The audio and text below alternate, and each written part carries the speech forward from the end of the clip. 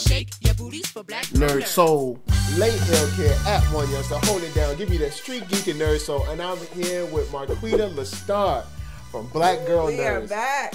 Yes, for episode 5. Man, out the gate. So I'm just gonna get into it. Yes.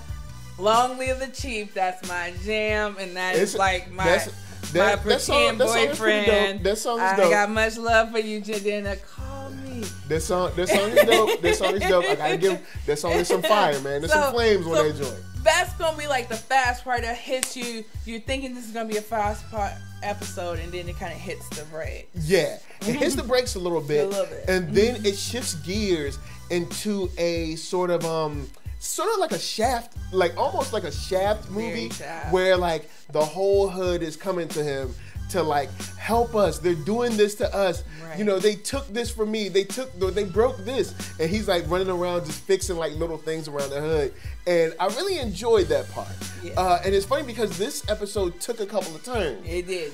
Because after the whole Shaft thing, then we get a small moment with the night nurse from Daredevil in his series, kind of like talking about the things that she's seen in Hell's Kitchen and like the crazy stuff that's going on. Right. And it just seems, I guess, for her to be more prevalent, or it's starting to build. You know what I'm saying? Right. And bringing up Daredevil and all like the different. Netflix has done an extremely good job at weaving in Daredevil, Jessica Jones, and the Avenger movies. Yeah. All together. Like, I likened it to when they finally discovered how to do sequels. where you either shoot them together or you realize you gotta hold on to the same cast if you're gonna do this movie right. The way they weave these stories in is, again, fun little Easter eggs, but it is like, they're really, and like Luke Cage is the centerpiece, because while Jessica Jones and Daredevil have been out, you got 1 season of Jessica Jones, you got 2 seasons of Daredevil, and you got 3 Avenger movies? 2 Avenger films. 2. It's because Civil War kind of seems sort of like one, it seems so, but it's not. It's not Avenger movie. But you got 1. So they're always referring to the incident, which is like, we know is the first Avengers. The first Avenger flick. Yeah. So that's what's so cool, because they haven't bothered to do that in any of these other series. Yeah, and they make a small mention in Daredevil. But I don't think they mention it in Jessica Jones. But I can't remember. If you know, you can jump in the comments. Jump in the comments, because I watched Jessica Jones and I don't remember any of that.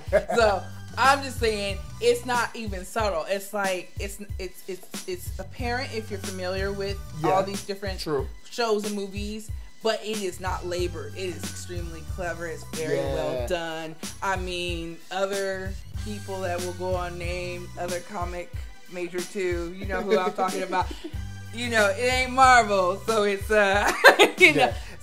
It's kind of cool how they dropped Hammer Industries in there too. Because they dropped Hammer in there like real smooth, and I was like, oh snap! They just dropped Hammer in here because everybody knows it's like Stark. Probably, I don't know, I might put AIM behind Stark, like Stark, AIM, and the Hammer. But I mean, it's like you heard it, it's like, oh snap, they got that in there. So it was a nice little addition, a sous-son, if you will. It's real, that delicate, it's like the lightest, it's the most delicate of taps, but it's like, it's real sweet, it's like, it's real good to you. So most definitely. That was really exciting. And then we go from where we thought, what's that part about? The ignore part? Benign. Oh, the benign neglect. Right? So we look like benign neglect at one time might have worked with Luke Cage, and it ends with that not being the case. No. You had said that wasn't going to work, and then we had a moment where was it going to work? And then no. We were ye man and woman of little faith. Oh, boy. But then you get this cool scene where Luke Cage actually shows up at the club, and he's like, "Hey, look, shut it down. I'm done. I'm finished. Shut it down. Get out of town." And we find out that not only are they staying in business, but they might have a silver bullet of sorts for Luke Cage. So we'll see what's going to happen in these coming episodes. Cottonmouth is saying, we coming for that ass, and you don't even know. And like Luke Cage, like, We're going to see. But it's extremely exciting. We end off the episode sort of pretty much the end, and you get the memorial for Pops, and you get 2 speeches. You get a speech from Cottonmouth, and you get a speech from your boy Luke. And Cottonmouth's speech, I think, was a little bit better. Yes. It was definitely more like, they were, so they're in a church, and if you're familiar with black churches, you get your amens and your wells and all that good stuff. And we all felt like Cottonmouth was earning all that love and support. And then Luke Cage was just like the chosen one, and we gonna well and gas him just because. On principle. But he pulled out the ring. That's what it was. He pulled out that ring, and everybody was like, "What? He got the ring." I think that's what it was. I think it was the ring. I agree. I think the ring threw it over. I was still. I was like, it was like, this speech ain't all that. I didn't feel all that motivated. I feel like Cottonmouth's speech was a little bit better. And I mean, as being like the villain of our story, he kind of has to have that extra finesse for people to like him, for him to continue to exist. He's got to butter up the community that he's shaking down at the same time. Yeah, unfortunately. You got to have some major charisma skills. Yes, to be like, I'm going to extra press you because I'm mad at Luke Cage.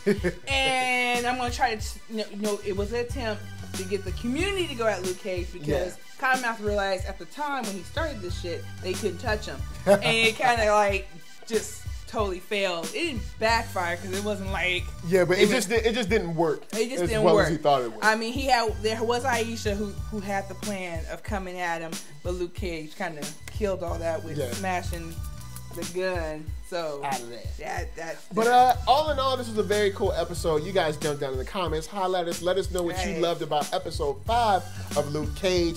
We're gonna get back to watching it, but before we get back to watching it, we gotta tell you to see us at blackgirlnerds.com, and then hit me up at thatnerdsoul.com, and don't forget to like, comment, subscribe, and share this with your friends. Tell all your friends. All right, play some Weekend, get inspired, let them know about us. All right. Yes. So of course, this is from us to you. Say keep watching Luke Cage, and we'll holler at y'all later. Peace. Deuces.